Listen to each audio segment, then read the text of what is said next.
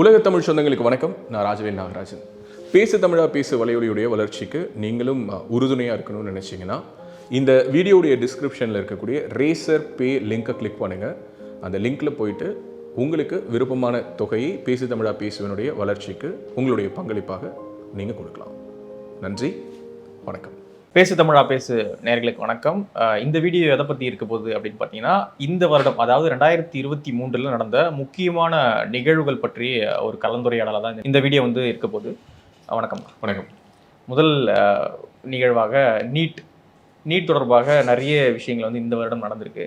NEET எக்ஸாமும் நடந்து முடிஞ்சிருக்கு, தற்கொலைகளும் நடந்திருக்கு அப்படின்னே வந்து சொல்லலாம். எப்படி பார்க்குறீங்க? சரி, இந்த வருஷத்தில் நீட்டில் நடந்த முக்கியமான சில விஷயங்கள் உனக்கு உன்னோட மைண்டில் டக்குன்னு தோன்ற ஒரு 3 விஷயம் சொல்லு. நீட்டுன்னு இப்போ டக்குன்னு ஞாபகம் வருது என்னன்னா, அந்த கையெழுத்து இயக்கம் நடத்தினாங்க ஒன்று, அப்புறமா அனிதா ஞாபகம், அப்புறம் சுற்றி நடக்கக்கூடிய அரசியல் 3. உனக்கு? உதயநிதி அண்ணன். உதயநிதி அண்ணன் இந்த வருடம் மட்டும் இறந்து போயிட்டாங்க ஒருத்தவங்க. சரி, அது வந்து ஞாபகம் வருது. அவ்வளோதான், வேற எதுவும் இல்லை. ஓகே. ஸோ கேமராமேன் தம்பி, அங்கேருந்து நீ மைக்கில் கேமராவில் கூட வர வேணாம், ஜஸ்ட் உனக்கு தோன்ற விஷயத்தை சொல்லு. முட்டை இது வருவாங்க, அது இல்ல மைக் பக்கத்துல இல்ல, அந்த முட்டை உதயநிதி ஸ்டாலின் வந்து அந்த முட்டை ஓகே, அத 0% வச்சு ஓகே 0 வாங்குனா கூட நீட் அப்படிங்க, அது ஞாபகம் வருது. பிஜில வேற உனக்கு அவ்வளவுதான் ஞாபகம் வருது. அப்படியே ரகு கிட்ட கொடு. அந்த மைக்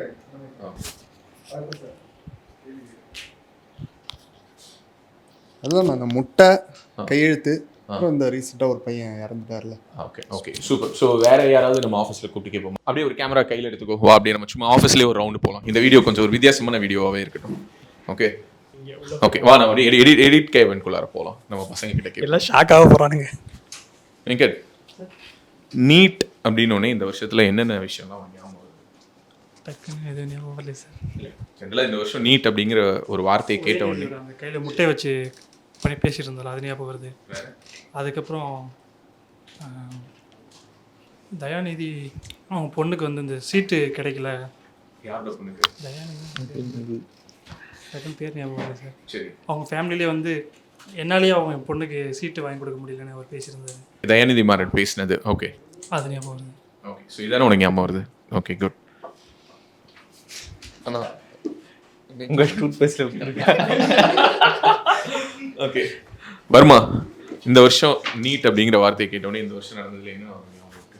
இல்லை சார், நான் இப்போ எனக்கு ரொம்ப ஃப்ளாஷாக அதிகமாக மைண்டில் இருக்கிறதுனா, ரொம்ப நாளைக்கு முன்னாடி அந்த ஒரு இஷ்யூ ஆகி ஒருத்தவங்க சூசைட் பண்ணி அவங்க பேசினப்போ உதயநிதி ஸ்டாலின் சார் வரும்போது அவங்கள்ட்ட ஒரு பையன், அவங்களோட ஃப்ரெண்டு ஒருத்தவங்க அந்த ரொம்ப நான் சொல்றது இந்த வருஷம் அந்த பையன். ஆமாண்ணா, அதுதான் இல்லடா, இந்த வருஷம் ஒரு பையன், ஒரு முஸ்லிம் பையன் ஃபயாஸ். ஓகே, ஃபயாஸ், அதுதான் எனக்கு நல்லா ஃப்ளாஷாக மைண்ட். ஓகே, ஃபயாஸ் பேசினது அந்த நீட் விலக்கு போராட்டத்தில் ஃபயாஸ் வந்து பேசி உதயநிதி ஸ்டாலின் சார்கிட்ட வந்து அவங்க வந்து அவங்களோட ஆதங்கத்தை தெரிவிச்சாங்க. என் ஃப்ரெண்டு இப்படி இறந்துட்டாங்க, இது எப்படியாவது. அதாவது ஒரு பையன் இறந்துட்டா, எனக்கு தெரிஞ்சு அவங்க அப்பாவும் ஃபியூ டேஸ்ல இறந்துட்டாரு. அத பார்க்க உதயநிதி வந்தப்ப இந்த பையன் கூட்டத்துல ஒருத்தரா நின்னு இதுக்கு என்னதான் தீர்வு, எத்தனை பேர் தான் இதுல இறப்பாங்க. ஓகே, அதுக்கு பிறகு அந்த பையனை வந்து அவங்க கூப்பிட்டு ஒரு ஸ்டேஜ்லயும் பேசுவாங்க. ஸ்டேஜ்ல தான் பேசுனாங்க சார். ஓகே, கார்த்தி, உனக்கு என்ன ஞாபகம் வருது? எனக்கு அந்த பைக் ரைடு போனாங்கண்ணா இப்போ உதயநிதி கன்னியாகுமரியில இருந்து. அது வந்து மாநாட்டுக்கான ஒரு தொடக்கம். அதுலயே நீட் கையெழுத்து. ஸோ அந்த நீட் விலக்கு நம்ம இலக்கு, அந்த நீட் கையெழுத்து. அப்புறம் அந்த பையன் ஜெகதீஸ்வரன் அவங்க அப்பா இறந்த விஷயங்கள். டன். வா. ஸோ இப்போ நம்மளேனாலும் இது வந்து நம்ம ஒரு அன்பிளான்டாக நம்ம ஆஃபீஸ்க்குள்ளார போகிறோம், ரேண்டமாக கேட்டோம். ஆவரேஜாக நம்ம ஆஃபீஸில் இப்போ நம்ம கருத்து கேட்டவங்க எல்லாருமே 20 to 30 வயசுக்கு உட்பட்டவங்க தான். கரெக்டாக? கரெக்ட். இவங்க எல்லாருக்கும் யார் யார் ஞாபகத்துக்கு வராங்க? அனிதா ஞாபகத்துக்கு வராங்க, உதயநிதி ஞாபகத்துக்கு வராரு, ஃபயாஸ் ஞாபகத்துக்கு வராரு, ஜெகதீஸ்வரன் ஞாபகத்துக்கு வராரு, அவங்க அப்பா இறந்து போனவர் அவர் ஞாபகத்துக்கு வராரு, உதயநிதி காட்டின முட்டை ஞாபகத்துக்கு வருது. இது எல்லாம் ஞாபகத்துக்கு வருது. ஆனால் பிரபஞ்சன்கிற பேர் ஞாபகத்துக்கு வரல. பிரபஞ்சன் இந்த வருஷம் தமிழ்நாட்டிலிருந்து அகில இந்திய அளவில் நீட்டில் முதல் மதிப்பெண் எடுத்தவர். புரிஞ்சிருச்சா? It's very simple thing. Okay, இது ஏன்னா நம்ம வீடியோ பார்க்குறவங்க வந்து இது ஒரு ட்ராமாவாக நினச்சாலும் எனக்கு அதை பற்றி பிரச்சனை கிடையாது. But very unplanned. உனக்கு தெரியும், எனக்கு தெரியும், அவனுக்கு தெரியும், இவனுக்கு தெரியும், நம்ம எல்லார் மனசாட்சிக்கும் தெரியும். நம்ம இங்கே எந்த ட்ராமாவும் பண்ணல. யாரையுமே நான் பிரபஞ்சன் பேரை சொல்லக்கூடாதுன்னு நான் சொல்லலை. ஆனால் ஒருத்தனுக்கு கூட டாப் ஆஃப் த மைண்ட் ரீகாலில் பிரபஞ்சன்கிற பேரே வராமல் பார்த்துக்கிறது இருக்குல்ல, இந்த அரசியல் தான் இங்கே பிரச்சனைன்னு நான் சொல்கிறேன். ஃபர்ஸ்ட் டைம் நீட்டோட வரலாற்றில் ஒரு தமிழ்நாட்டை சேர்ந்த மாணவன் அகில இந்திய அளவில் முதலிடம் எடுத்திருக்கான். 720 மார்க்ஸ் எடுத்திருக்கான். ஏன் அவன் பேர் நமக்கு ஞாபகத்துக்கே வரல? அது பாராட்டக்கூடியதுதான். ஆனா அந்த ஒரு பையனுக்காக இல்ல நான் பாராட்டாத அது அந்த அரசியலுக்குள்ளாரையே நான் போல. ஏன் நான் சொல்ல வரேன்னு சொல்றேன் சித்ரகுமார், நீ பிரபஞ்சனை பாராட்டு நான் சொல்லவே இல்லை. ஏன் உன்னோட டாப் ஆஃப் தி மைண்ட்ல 3 விஷயம் சொல்லுன்னு தானே நான் உன்கிட்ட கேட்டேன். உன்கிட்டயும் 3 தானே கேட்டேன். இப்போ மற்றவங்க கிட்டயும் அதே தானே கேட்டேன். 3ல் 2 உதயநிதியாவோ அனிதாவாவோ இறந்து போனவங்களாவோ போராட்டம் நடத்தினவங்களாவோ 1 சக்சஸ். உன் மனசு நீ ஒன்று என்ன சொல்லலாம், ஆனால் பிரச்சனை எதுவோ அதுதானே எனக்கு ஞாபகத்துக்கு இருக்கும், எனக்கு சந்தோஷம் ஞாபகத்தில் இருக்காதுல்ல அப்படின்னு வச்சுக்கிட்டாலும் என்னப்பா 3மே பிரச்சனை தான் ஞாபகம் இருக்குமா? சரி, அந்த பிரச்சனைக்கு அப்படின்னா வர்த் இருக்கணும்ல. என்னடா உதயநிதி காட்டின முட்டையை ஒருத்தன் ஞாபகம் வச்சிருக்கான், ஆனால் முதல் மதிப்பெண் வாங்கின ஒருத்தனை ஞாபகம் வச்சில்லைன்னா இந்த சிஸ்டம் அப்படி இருக்குன்னு சொல்கிறேன்.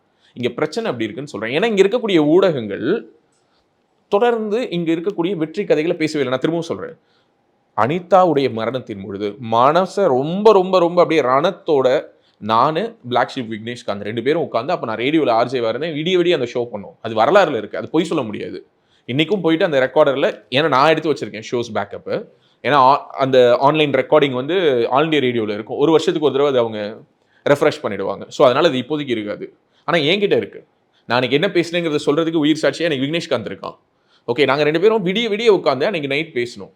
நீட் விலக்கு ஏன் அவசியம், அனிதாவுடைய மரணம், அனிதாங்கிற ஒரு பெண்ணுக்காக பேசுறது. இன்னும் சொல்ல போனால் அந்த ஷோ முழுக்க I mention her name as doctor Anita. Okay, இறந்து போன ஒரு மருத்துவர் ஆகணும்னு கனவு கண்ட பெண்ணுன்னு கூட சொல்ல, மருத்துவர் அனிதான்னு தான் மென்ஷன் பண்ணும். அன்னைக்கு இருந்த எமோஷன்ஸ், அது புரிதலற்ற ஒரு தன்மை.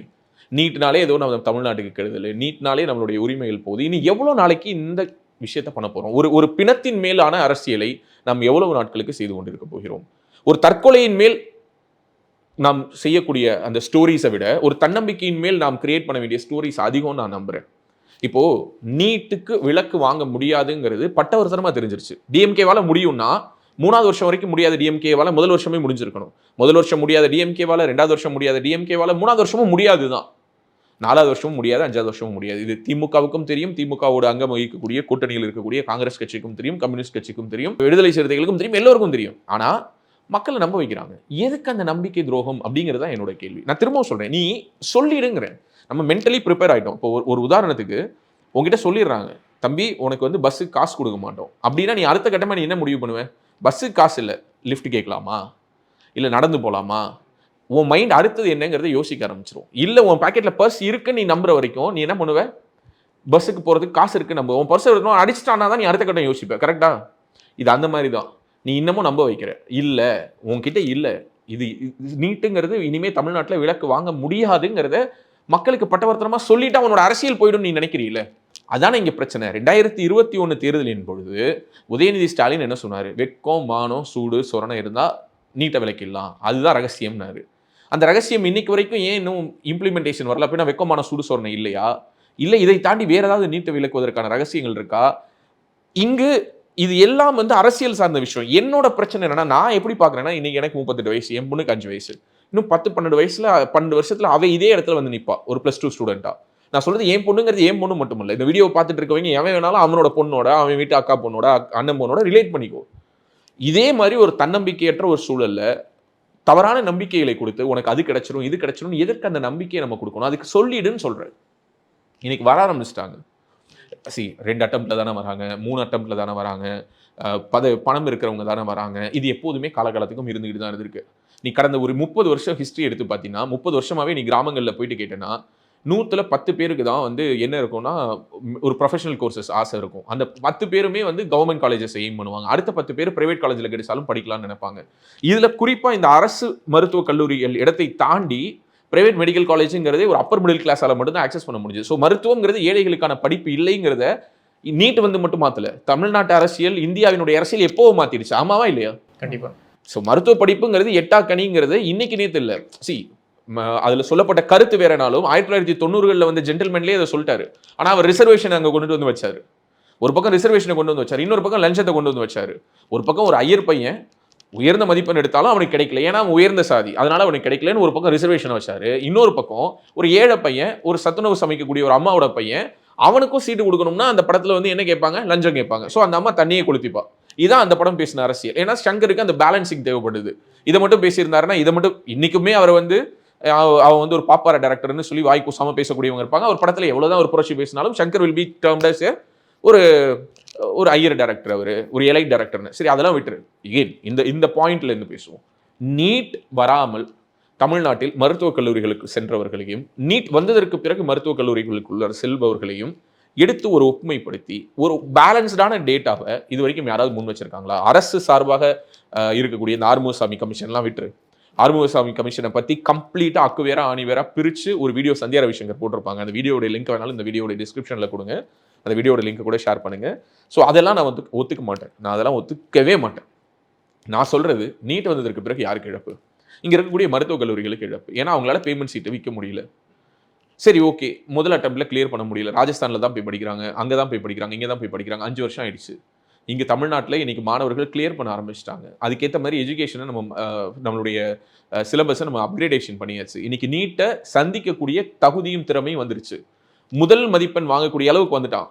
சீக்கிரமாகவே இன்னைக்கு பாரு, எல்லா போட்டித் தேர்வுகள்லையும் எப்படி தமிழர்கள் வெற்றி கொடி நாட்டுறாங்களோ அதே மாதிரி தமிழ்நாட்டு மாணவர்கள் நீட்டையும் கைப்பற்றதான் போகிறார்கள். அந்த காலம் வெகு தொலைவில் இல்லை. ஆனால் அதுக்கான நம்பிக்கை கொடுக்க வேண்டிய அவசியம் யாருக்கு இருக்குது? அரசுக்கு இருக்குது. ஒரு பக்கம் என்ன பண்ணுறீங்க? நீட்டுக்கான ஒரு இலவச பயிற்சி மையங்களை அரசே நடத்துகிறது. நான் அதை வரவேற்கிறேன்னு சொல்கிறேன். டபுள் ஸ்டாண்டுங்கிற பேரில் இப்போ மற்ற கட்சிகள் விமர்சிக்கிறாங்கல்ல, ஒரு பக்கம் நீட்டை விலக்குவேன்னு சொல்லுவீங்க, இன்னொரு பக்கம் நீங்களே பயிற்சி வகுப்பு நடத்துவீங்களான்னா எனக்கு அது பிரச்சனை இல்லை. அவங்க நீட்டை விலக்குவேன்னு சொல்லுது, அவங்க விலக்கு கொடுக்காமல் விட்டதற்கான பலனை மக்கள் அவர்களுக்கு பதிலடியாக கொடுக்கணும்னு நினைச்சாங்கன்னா அவங்க எலெக்ஷனில் கொடுத்துக்கிட்டோம். எதிர்கட்சிகள் வேணா அரசியலா பண்ணிக்கிட்டோம். ஆனால் நான் என்ன ரெக்வஸ்ட் வைக்கிறேன்னா, இங்கே இருக்கக்கூடிய பள்ளிக்கல்வித்துறை அமைச்சர் திரு அன்பில் மகேஷ் பொய்யாமொழிக்கு இன்னும் அதிகப்படுத்துங்க, இன்னும் அதிகப்படுத்துங்க. ஒரு தாலுக்காவுக்கு தாலுக்கா அதிகப்படுத்துங்க. நீட் பயிற்சி வகுப்பு மையங்களை அரசே ஏற்று நடத்துங்க. தப்பு கிடையாது. ஜெயிச்சு வரட்டும், நம்ம பசங்க உள்ளார போட்டோம். உங்களுடைய வீம்புக்காக மாணவர்களுடைய எதிர்காலத்தை பழி வாங்காதீங்க, அதை பலியாக்காதீங்க. அதே மாதிரி இங்கே இருக்கக்கூடிய ஊடகங்கள், இப்போ நம்ம பார்த்தது ஒரு சாம்பிள். தொடர்ச்சியாக இங்கே இருக்கக்கூடிய சோக கதைகளையும் இங்கே இருக்கக்கூடிய இந்த மாதிரியான ஒரு சோஷியல் மீடியா அட்டென்ஷன் சீக்கிங்காக ஜெயத்ரச்சயன் காலேஜில் படிச்சுக்கிட்டு நீட் விளக்கை பற்றி பேசிகிட்டு இருக்கக்கூடிய பசங்களையெல்லாம் ஹைலைட் பண்ணாமல் பிரபஞ்சன் மாதிரியான நபர்களை ஹைலைட் பண்ணுங்க. நீ எங்கேயாவது ஒரு இடத்துல இந்த ஃபயாஸ்ன்னு சொல்லிட்டு ஒரு அறவேக்காடு அவன் பேசின வீடியோஸ் வைரலான அளவுக்கு அந்த பிரபஞ்சன்கிற ஒரு பையனுடைய பேச்சு, அவனுடைய குரலாவது உன் காதில் ஞாபகம் இருக்கா? ஏன் முதலிட எடுத்த பையன் பேசல? ஏன் முதலிட எடுத்த பையன் ஏன் பேட்டி கொடுக்கல? என்ன அழுத்தம்?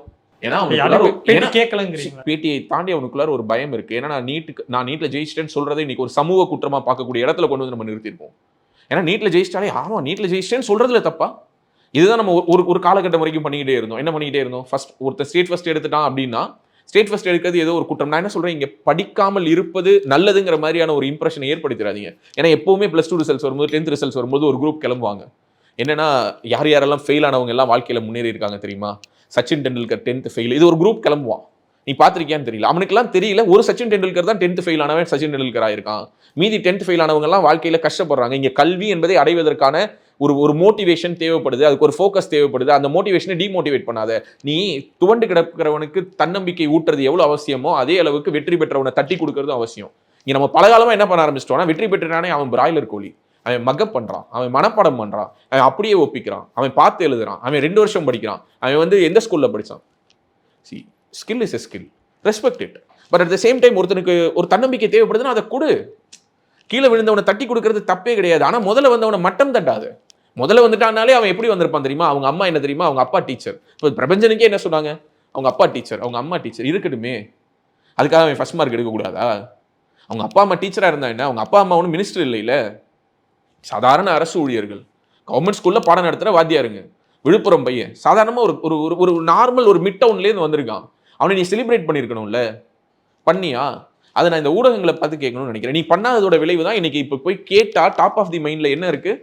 முட்டை இருக்கு, ஃபயாசுதீன் இருக்கான், ஜெகதீஸ்வரன் இருக்கான், அவங்க அப்பா இருக்காரு, அனிதா இருக்காங்க. ஆனா யார் இல்லை? பிரபஞ்சன் இல்லை. இதுதான் பிரச்சனைன்னு சொல்றேன். இந்த வருடம் மட்டுமல்ல, திமுக ஆட்சியில் இருக்கும் வரை 2025 வரைக்கும் இதே தான் தொடரும். இது சமூகத்துக்கு நல்லது இல்லைன்னு நான் சொல்றேன். இது சமூகத்துக்கு நல்லதே கிடையாது. ஏன்னா நீட் இருக்குது, நீ நீட்டால பாசிட்டிவ்ஸ் நெகட்டிவ்ஸ் இருக்குதானா டிஸ்கஸ் பண்ணுவோம். இன்னமும் ஒருத்தன் உங்ககிட்ட நான் நீட்டுக்கு விலக்கு வாங்கி தந்துருவேன், நீ 1000 கையெழுத்து போடு, நீ 10,000 கையெழுத்து போடு, 1,00,000 கையெழுத்து போடு, நான் உன்னை ஏமாத்துறான்னு அர்த்தம், நீ ஏமாறுறேன்னு அர்த்தம். இதை மக்கள்கிட்ட நம்ம பேசணும் அப்படின்னு நான் சொல்றேன். இதுதான் என்னோட கருத்து. நீட் சரியா தவறாங்கிறது it's a very big debate. அதுக்கு உனக்கு ஒரு பார்வை இருக்கும், எனக்கு ஒரு பார்வை இருக்கும். அப்படி பார்த்தா இங்க எல்லாத்துக்குமே தானே பேரிட்டி இல்லாமல் இருக்கு. இப்போ 10th ஸ்டாண்டர்ட் எக்ஸாம் இருக்கு, எக்ஸாம் எடுத்துருவோமா? இப்போ எனக்கு 3 வேளை சாப்பாடு என் வீட்டில் கிடைச்சது, உனக்கு 2 வேளை சாப்பாடு தான் கிடைக்குது. நீனும் அதே 10th எக்ஸாம் தான் எழுதுற, நானும் அதே 10th எக்ஸாம் தான் எழுதுறேன். நீ 1 வேளை சாப்பாடு கம்மியாக தான் சாப்பிட்ற, ஏன்னா உன் குடும்ப சூழல் அப்படி. அதனால உனக்கு மட்டும் நீ 10 மார்க் கேள்விக்கு பதிலாக உனக்கு வந்து 15 மார்க் கொடுப்பாங்க, எனக்கு 10 மார்க் கேள்விக்கு 8 மார்க் கொடுப்பாங்கன்னா சரியா இருக்குமா? ஸோ அப்படின்னா இது ஒரு பேரிட்டி இல்லாத சமூகம், அதை முதல்ல ஒத்துக்கணும். இங்கே ஏற்றத்தாழ்வு தான் இருக்கு. ஏற்றத்தாழ்வு இருக்கக்கூடிய சமூகத்தில் எப்படி நீட் வைக்கலாம்? ஏன் ஏற்றத்தாழ்வு இருக்கக்கூடிய சமூகத்தில் எப்படி நீ பிஏ ஒரு கோர்ஸ் வைக்கிற, பிஏ எக்கனாமிக்ஸ்க்கு எல்லாரும் ஒரே பேப்பர் தான் எழுதுறான், 10th எல்லாரும் ஒரே பேப்பர் தான் எழுதுறான், +2 எல்லாரும் ஒரே பேப்பர் தான் எழுதுறான், அங்கே நீ பிரிக்கிறியா? இவர்கள் விளிம்பு நிலையிலிருந்து வரக்கூடியவர்கள், இவர்களுக்கு வந்து 40 மதிப்பெண்களுக்கு தேர்வு, இவர்கள் விளிம்பு நிலைக்கு அப்பாற்பட்டிலிருந்து வருபவர்கள், இவர்களுக்கு 90 மதிப்பெண்களுக்கு தேர்வு, இவர்கள் கிரீமி லேயர், இவர்கள் இடபிள்யூஎஸ்ல வராங்க, இவங்களுக்கு 100 மதிப்பெண்ணுக்கு தேர்வு நான் வைக்கிறேன். அப்படி வைக்கிறியா? இல்ல. அப்ப நீட்னா மட்டும் எங்க இருந்து வருது? எங்க தேர்வுக்கு தான் இங்க போட்டி இல்லாம இருக்கு? எந்த தேர்வுக்கு சிலபஸ் மாறுது அப்படின்னு சொல்றாங்களா? ஒரு சிலபஸ் படிச்சுட்டு வராங்க. ஏன்னா இங்க நிறைய இருக்கு, இன்னைக்கு நிறைய மாறிடுச்சு. சிலபஸ் மாறுது நீ சொல்ற சித்ரகுமார். நான் இன்னும் ஒரு படி மேல போயிட்டு சொல்றேன். நீ பிஏ ஹிஸ்டரி படிச்சுட்டு நீ சிவில் சர்வீஸ் எழுத வர, நான் பிஇ படிச்சுட்டு எழுத வரேன், எம்பிபிஎஸ் படிச்சுட்டு எழுத வரேன். 3 பேர் 3 வெவ்வேறு சிலபஸ் தான் படிச்சுட்டு எழுத வரும். ப்ரிலிமினரி எக்ஸாம் எல்லோருக்கும் ஒன்று தான். நீ மெயின்ஸ்ல தான் போயிட்டு நீ ஆப்ஷன்ஸ் எடுக்கலாம். ஓகே, அப்போ நீ உனக்கு உன்னுடைய மேஜர் என்னவோ நீ அதை நீ தேர்வு செய்வ, உன்னுடைய மேஜர் என்னவோ அதை நீ தேர்வு செய்ய, உன்னுடைய விருப்ப படத்தை நீ தேர்வு செய்யற. ஸோ அப்போ எல்லோருக்கும் எப்படி ஒரே ப்ரிலிமினரி காமனா இருக்கும்? நான் வேறு தானே படிச்சுட்டு வரேன் அப்படின்னு சொல்ல முடியுமா? அப்படின்னா இங்க ஒரு தேர்வுக்கு என்று ஒரு வடிவம் வேணும். There should be a funnel. Okay, ஒரு முடிவில் ஏதோ ஒரு வகையில் ஒரு ஃபில்ட்ரேஷன் ப்ராசஸ்ன்னு ஒன்று இருந்து தானே ஆகணும். ஆமாவா இல்லையா? இங்க எல்லோரும் சமம் தானே அப்படிங்கிறது எல்லா இடத்துலையும் அப்ளிகபிள் ஆகாது இல்ல. இங்கே சமத்துவமான ஒரு சமூகம் அமையணுங்கிறத வேணா நம்ம பேசலாமே தவிர இங்க எல்லோரும் சமம்ங்கிறதுக்கான சாத்தியங்களை இல்லாத ஒரு சமூகத்தில் நம்ம இருந்து கொண்டு இங்க எல்லோரும் சமம், இங்க சமத்துவம்னு பேசக்கூடியவங்களை ஒரு உதாரணத்துக்கு சொல்றேன். நான் புரட்சி பண்றேன், நான் வந்து இங்க சமூகத்தினுடைய சமநிலையை ஏற்படுத்தணும்னு நினைக்கிறேன் அப்படின்னு சொல்ற ஒரு படைப்பாளி கூட ஒரு படம் ஜெயிச்சானா, ஒரு 10 கோடி ரூபாய் சம்பளம் வாங்கினானா, அவன் எங்க வீடு வாங்கணும்னு நினைக்கிறான்? சென்னையில் இருக்கிறதுலே கிரீமி லேயர் இருக்கக்கூடிய சொசைட்டி எங்க வாழ்றாங்களோ அங்கதான் வீடு வாங்கணும்னு நினைக்கிறான். ஆமாவா இல்லையா? இதான ரியாலிட்டி. ஸோ ஏன் ஜெயிக்கணும்னு நினைக்கிறோம்? அதிகபட்சமா இங்க ஜெயிக்கணும்னு நினைக்கிறதுக்கு ஒவ்வொருத்தவங்களுக்கும் ஒவ்வொரு காரணங்கள் இருக்கலாம். ஆனால் கூடுமானவரை என்ன காரணம் பொதுவாக ஒன்றாக இருக்கும்? நம்மளை சந்திச்ச அவமானம், நம்ம சந்திச்ச தோல்விகள், நம்ம ஃபேமிலி இது வரைக்கும் இருக்கக்கூடிய நிலைமை, இது எல்லாத்தையும் மாற்றணும். அதுக்கு நமக்கு என்ன வேணும்? பொருளாதார ரீதியில ஒரு பலம் கொடுக்கக்கூடிய ஒரு வெற்றி. கரெக்டா? நீ பணம் கொடுக்குற நம்பிக்கை வேற எதுவும் கொடுக்காது. ஸோ அந்த பணத்தை கொடுக்கக்கூடிய ஒரு வாய்ப்பாக இங்க ஒரு படிப்பு இருக்குதுங்க நம்பிதான் ஏன் எல்லாரும் மெடிசன் படிக்கணுங்கிறதுக்காக ஆசைப்படுறான். இது வரைக்கும் மெடிசன் படிக்க முடியலன்னு தான் தற்கொலை பண்ணிக்கிறான். கரெக்டா? இன்ஜினியரிங் சீட் கிடைக்கலன்னு தற்கொலை பண்ணிக்கிட்ட செய்திகள்லாம் நான் கேட்டு ரொம்ப நாள் ஆச்சு. இன்ஜினியரிங் படிச்சுட்டேன்னு வேணா தற்கொலை பண்ணிக்கிறான் சில பேர். உண்மையா இல்லையா? மற்றபடி இன்ஜினியரிங் காலேஜில் சீட்டு கிடைக்கலன்னு எவனும் சாகிறது இல்லை. பிஏ எக்கனாமிக்ஸில் சீட்டு கிடைக்கலன்னு எவனா சாகுறானா? சாகிறது இல்லை. ஏன் அது எம்பிபிஎஸ்க்கு மட்டும் சாகுறான்? ஏன்னா சின்ன வயசுல இருந்தே அவனுக்குள்ளார அந்த விஷயத்தை ஊட்டி வளர்க்குற பெற்றோர்கள், அவங்க மேலேயும் இங்கே பிரச்சனை இருக்கு. ஏன் பெற்றோர்கள் ஊட்டி வளர்க்குறாங்க? ஏன் பெற்றோர்களுக்கு டாக்டர் ஆகணும்னு மட்டும் ஆசை இருக்கு? எல்லாருக்கும் அவங்க குழந்தை போயிட்டு அப்படியே இந்த உலகத்தில் இருக்கக்கூடிய நோய்களை எல்லாம் தீர்க்கக்கூடிய அப்படியே அந்த ரட்சகர் மாதிரி வரணும்னு ஆசையா? அதெல்லாம் இல்லை. எதனால இருக்கலாம்னா பொருளாதார பையனுக்கு லெட்ஸ் பி ஓபன். வெளிப்படையா டாக்டருக்கு ஒரு மரியாதை, அதுதான் சொல்ல வரேன். அந்த மரியாதை என்பதை கருத்தில் கொண்டு படிக்கக்கூடிய சமூகம் எவ்வளவு, அதை தாண்டி இருக்கக்கூடிய பொருளாதார ரீதியிலான தன்னிறைவுங்கிறது எங்க இருந்து வருது? It's supply versus demand theory தான். இருப்பதிலேயே மிக குறைவான இடங்களை கொண்ட படிப்பு மருத்துவம். ஒட்டுமொத்த தமிழ்நாட்டில் 10,000 சீட்டு. ஸோ 10,000 பேருக்கு எத்தனை பேர் போட்டி போடுறான்? 10 லட்சம் பேர் போட்டி போடுறான். ஸோ அந்த 10 லட்சம் பேர்லேருந்து அந்த 10,000 பேருக்கு கொடுக்கணும். ஸோ அங்கே சப்ளை வெர்சஸ் டிமாண்ட் அதிகமாக இருக்குது. அதனால அங்கே அந்த தேவை என்பது அதிகமாக இருக்குது. ஏன் இன்ஜினியரிங் இன்னைக்கு காக்கா ஓட்டிட்டு இருக்காங்க? இன்ஜினியரிங் காலேஜ் திறந்து வச்சவங்க பல பேர். ஏன்னா அங்கே படிக்கிறதுக்கு இன்ட்ரெஸ்ட் இல்லை. அப்ளை பண்ணுறவங்களை விட சீட் அதிகமாக இருக்குது. So it's simple theory. So அப்படின்னா டிமாண்டின் அடிப்படையில் தான் போய் விழுவுறீங்க. ஏதோ அந்த சமூகத்தை காப்பாற்றுறதுக்கெல்லாம் நீங்கள் போய் விழலை. ஸோ அப்படி இருக்கும்பொழுது குழந்தைங்களை அந்த ஒரு அழுத்தத்துக்குள்ளார போடாதீங்கன்னு நான் சொல்கிறேன். உன் குழந்தை டிசைட் பண்ணிட்டோம், அது என்ன வாங்கணுங்கிறது அது டிசைட் பண்ணிட்டோம். அது இன்ஜினியர் ஆகணுமா, டாக்டர் ஆகணுமா, இல்லை டான்ஸர் ஆகணுமா, இல்லை ப்ரொஃபஷனலாக வேறு எதுவும் ஆக ஆசைப்படுறாங்களா? இன்னைக்கு அன்னைக்கு மாதிரி இல்லை. நான் படித்த போது இருந்ததை விட நீ அடுத்து எனக்கு அடுத்து 10 வயசு நீ பின்னாடி நீ வரும்போது உனக்கு ஆப்ஷன்ஸ் அதிகமாக, உனக்கு அடுத்த ஜென்ரேஷன் வரும்போது இன்னும் அவனுக்கு ஆப்ஷன்ஸ் அதிகமாக இருக்கும். புது ப்ரொஃபஷன்ஸ் இன்னைக்கு உருவாகுது. ஸோ அப்போ அந்த வாய்ப்புகளை எல்லாம் உருவாக்கி கொடுக்கறதுக்கான ஒரு வாய்ப்பை உருவாக்கி பசங்களுடைய அந்த ஒரு மனநிலையை வைடன் பண்றதுக்கு ஹெல்ப் பண்றதை விட்டுட்டு ஸ்கூல்ஸ்ல போயிட்டு நீ கையெழுத்து வாங்குற. என்ன கையெழுத்து வாங்குற? நீட் விலக்கு கையெழுத்து வாங்கிட்டு இருக்க. கவர்மெண்ட் ஸ்கூல் குழந்தைங்களுக்கு, அந்த குழந்தைங்களுக்கு ஏதாவது தெரியுமா? அந்த குழந்தைங்களை பொறுத்த வரைக்கும் என்ன, யாரா இருந்தாலும் ஒண்ணுதான். ஒரு எக்ஸாமை வேணான்னு சொன்னா அவங்க நல்லவங்க. ஆமாவா இல்லையா? மழை காரணமா லீவ் விடுற ரமணனே நமக்கு கடவுளா தெரிஞ்ச ஊர் தானே இது. அப்ப நீட்டே காலி பண்ற உதயநிதி கடவுளுக்கும் கடவுளா தானே தெரிவாரு. ஆனா இந்த கடவுளால அதை பண்ண முடியுமா? அந்த கடவுளே நினைச்சாலும் அதை பண்ண முடியாது அப்படிங்கிற ஒரு உண்மையை சொல்லி தொலைங்க, மக்களுக்கு புரிய வைங்க. இதன் தோல்வியை ஒரு பெரிய ஒரு விஷயமா, ஏன்னா திராவிட நாடு கேட்டு அதிலிருந்து விலகினவங்க தான் நீங்க. நீட் விலக்குலேருந்து விலகிறது ஒன்றும் பெரிய விஷயம்லாம் கிடையாது. அதை வச்சு இன்னும் எவ்வளோ காலத்துக்கு அரசியல்? எவ்வளோ காலத்துக்கு மக்களை போட்டு மனநிலைக்குள்ளார ஒரு குழப்பத்தை ஏற்படுத்தி மாணவர்களுடைய எதிர்காலத்தோடு விளையாட போறீங்க? இந்த அரசியல் போகுதுன்னு சொல்கிறேன். அதே மாதிரி ஊடகங்களுக்கு தயவுசெய்து கெஞ்சி கேட்டுக்கிறேன், சக்ஸஸ் ஸ்டோரிஸை பேசுங்க. சக்ஸஸ் ஸ்டோரிஸை பேசுங்க. பல்வேறு தொழில்களில் சின்ன சின்ன வேலைகளில் இருந்தவங்கலாம் அந்த வேலையில் இருந்து கொண்டே படித்து டாக்டரே ஆக முடியாதுன்னு நினச்சவங்கலாம் 5 வருஷம் 6 வருஷமா அந்த மெடிசன் இண்டஸ்ட்ரி விட்டு, அதாவது நான் சொல்கிறது ஸ்கூல் காலேஜ் இதெல்லாம் முடிச்சு வேறு வேலைக்கு போனவங்களாம் இன்றைக்கி திரும்ப நீட் எழுதி உள்ளார போகிறாங்க. பார்க்குறோம். 2 அட்டெம்ப்ட் 3 அட்டெம்ப்ட் கொடுத்து உள்ளார போகிறாங்க. ஏழை கூலி தொழிலாளிகளுடைய மகள்கள் போயிட்டு இருக்காங்க. பட்டியல் சமூகத்தை சேர்ந்த பெண், பெரம்பலூர்லேருந்து ஒரு பெண் இந்த வருஷம் முதல் தடவையாக நீட் தேர்வு கிளியர் பண்ணியிருக்கா நம்மளுடைய தமிழ்நாட்டிலிருந்து. அந்த பெண்ணை பற்றியெல்லாம் பேசுங்கள், பிரபஞ்சனை பற்றி பேசுங்கள். அனிதாவை நினைவில் வைத்துக் கொள்ளுங்கள், தவறு கிடையாது. திரும்ப திரும்ப அந்த பெயரை வைத்து அரசியல் செய்து வருங்கால சந்ததியின் எதிர்காலத்தோடு விளையாடாதீங்க. அவ்வளோதான். உலக தமிழ் சொந்தங்களுக்கு வணக்கம். நான் ராஜவேல் நாகராஜன். பேசு தமிழா பேசு வலையொலியுடைய வளர்ச்சிக்கு நீங்களும் உறுதுணையாக இருக்கணும்னு நினச்சிங்கன்னா இந்த வீடியோடைய டிஸ்கிரிப்ஷனில் இருக்கக்கூடிய ரேசர் பே லிங்கை கிளிக் பண்ணுங்கள். அந்த லிங்க்கில் போயிட்டு உங்களுக்கு விருப்பமான தொகையை பேசு தமிழா பேசுவனுடைய வளர்ச்சிக்கு உங்களுடைய பங்களிப்பாக நீங்கள் கொடுக்கலாம். நன்றி, வணக்கம்.